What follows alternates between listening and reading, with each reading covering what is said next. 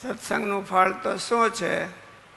તો ભગવાનની મૂર્તિમાં હેત થાય, એની સ્મૃતિ થાય, ભગવાનના ભગતમાં હેત થાય, આપણા સ્વભાવ ઓળખાય, એ ટળે, એ સત્સંગમાં રહ્યાનો હેતુ છે. સત્સંગ કરે, ઝાઝા વર્ષ સત્સંગમાં રહે, પણ જો એ ન થાય અને નવધા ભક્તિ તો કરી હોય એને, પણ બરાબર એનું ફળ મળ્યું ન કહેવાય.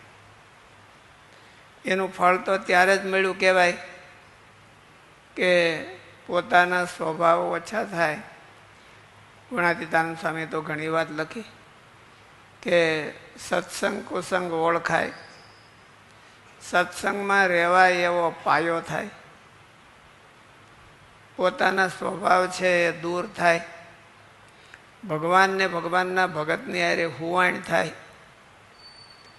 આ સત્સંગમાં રહેવાનું ફળ છે, સત્સંગ કરવાનું આ ફળ છે. અને ઓલું તો સહેજે સહેજે થશે. ભગવાનની ભક્તિ, નવધા ભક્તિ છે એ તો સહેજે સહેજે થશે. પણ માણસે તપાસવું હોય કે બે મેં 10 વર્ષ સત્સંગ કર્યો તો મને કેવો સત્સંગ થયો, તો એ કેવો સત્સંગ થયો એ આ પોઈન્ટ ઉપર તપાસવાનો.